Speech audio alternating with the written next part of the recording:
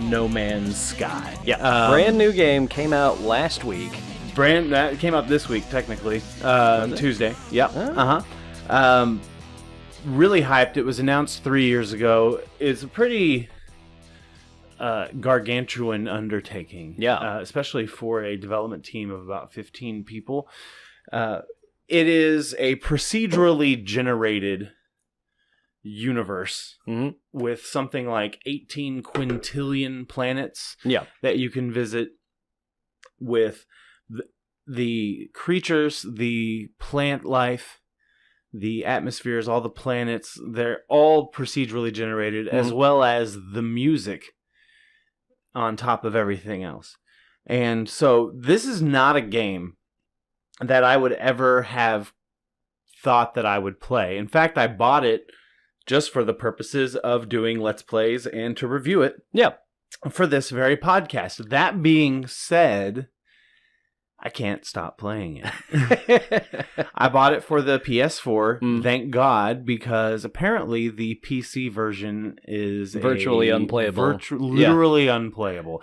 Actually, they've done a lot of fixes. And the cool thing about Hello Games is that they've been very vocal in addressing the problems of the game.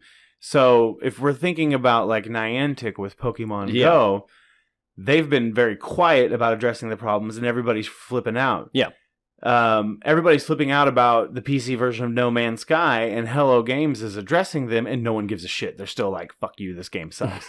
So it's like, you just can't win in this climate. No way. You can't win in the climate of gaming in the 2016 era. Yeah, nobody's going to be happy.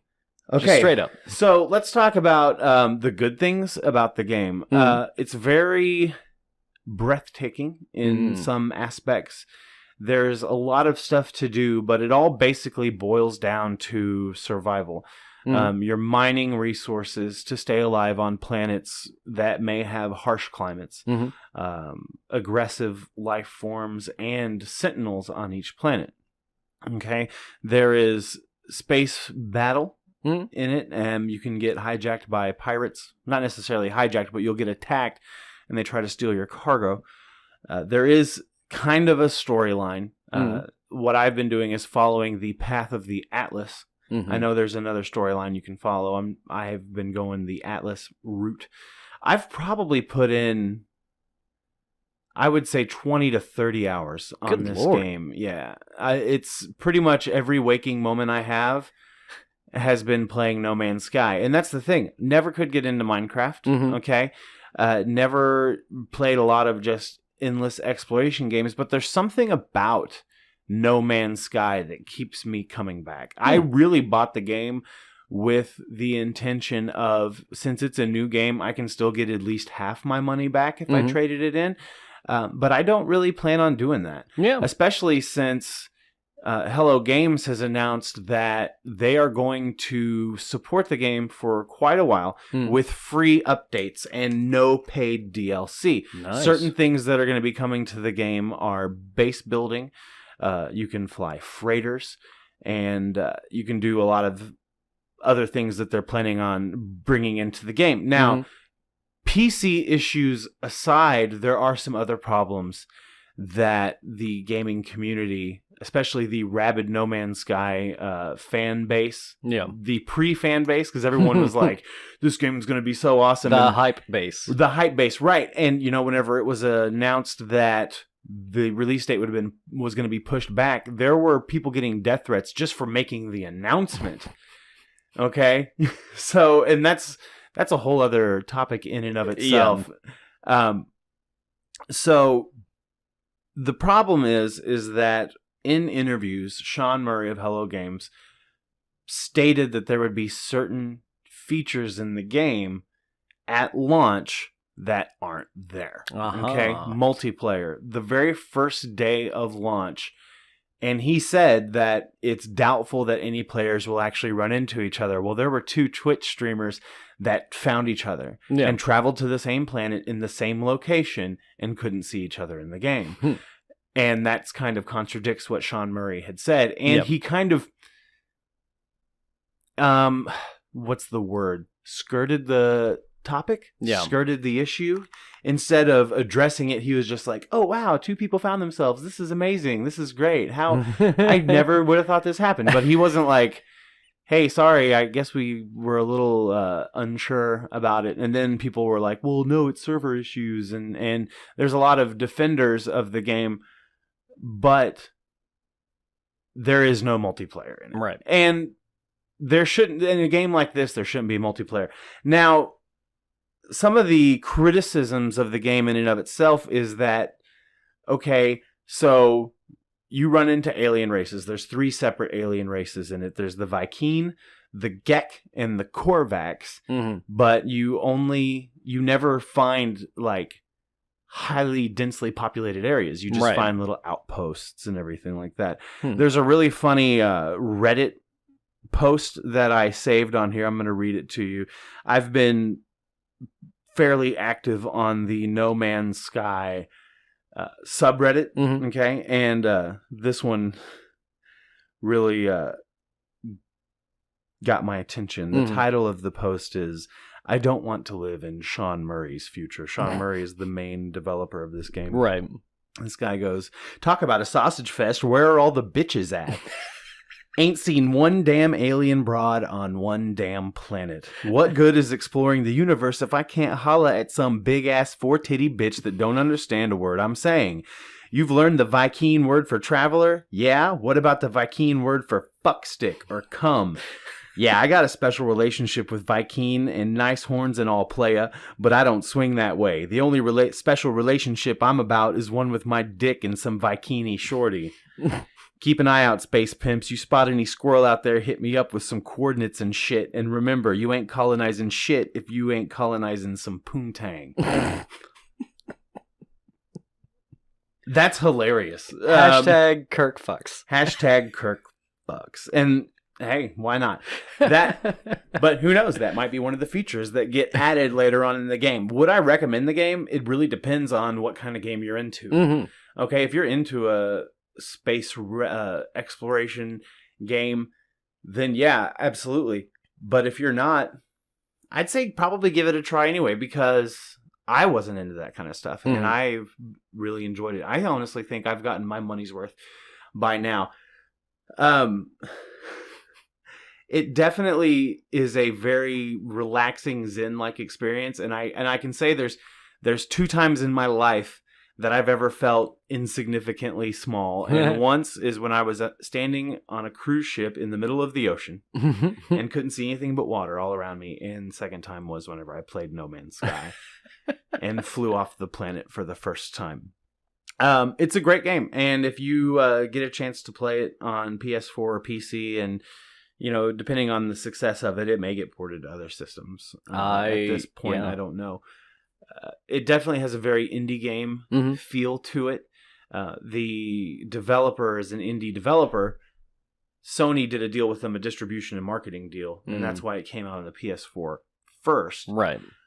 A lot of people are complaining that, this is an indie game with a AAA price tag. But when you consider the limitless possibilities to play, to me, it's worth it. If I had to break it down, that $60 divided by the amount of hours I've played, it's very affordable. Yeah. Very return on my investment, and I plan on playing a lot more. Ask me next week if I'm still playing, though. That's the thing, because it's still pretty fresh and it's still pretty new. Yeah. But No Man's Sky, I would give it maybe like. What would be our rating scale? Like out of 5, out of 10, maybe a 7 out of 10, maybe a 3.5 out of 5, which I think is good. Okay, because considering that I'm mostly a casual gamer, there's a few games I'm pretty rabid about. One of which we'll talk about later. But yeah, I recommend it. If give it a shot. It's definitely innovative. Mm-hmm. It's very creative.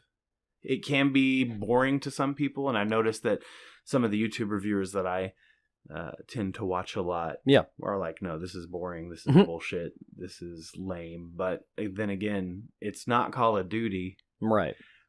So I can't imagine that there is probably a lot of like let's play potential for it, because it does seem like it's a very solo oriented game, especially considering there is no multiplayer. Right. And you know what, I was streaming it on the day of release, and we haven't gotten a whole lot of views. I mean, that may be because we're still a fledgling YouTube channel, but at the same time, would I want to watch other people play No Man's Sky? Probably not. Yeah. You know, that's something that I would want to, I like to play it, but that's not really something that I'd want to watch someone else play. Yeah. I think it would depend on the commentary. Yeah. Really, how entertaining is the person playing it? But I mean, it's also like watching someone play Minecraft. Right. But hey, there's some Minecraft channels out there that are huge. Yeah. There's Minecraft YouTubers that are making fat stacks. In fact, today and last night, I've pretty much been focusing on finding better ships. Yeah. So, basically you have to find a certain type of, I can't remember what it's called, but they've got the orange beams coming out of it. You have to craft a bypass chip and put it in there, search for a transmission tower, fly to the transmission tower, solve a small puzzle, and then it'll show you where the crashed ship is. You fly to the crashed ship. If it's got more slots than the one that you've got, then you want that ship. Transfer all your shit over to it, dismantle all of your tech so you can get those rare elements and stuff into that new ship, and then you have to repair that ship. And you definitely kind of get a feel, especially, after 10, 15, 20 hours into the game, exactly what elements you're going to need to find a crashed ship and make it fly.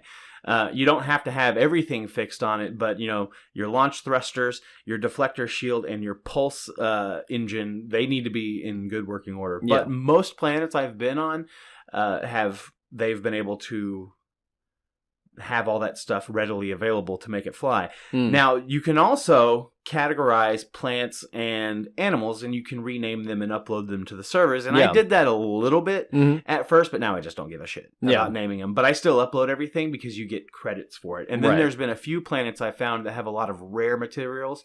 I found a moon that have these things called vortex cubes that sell for about 30,000 space dollars. I don't know, just units is what it's called.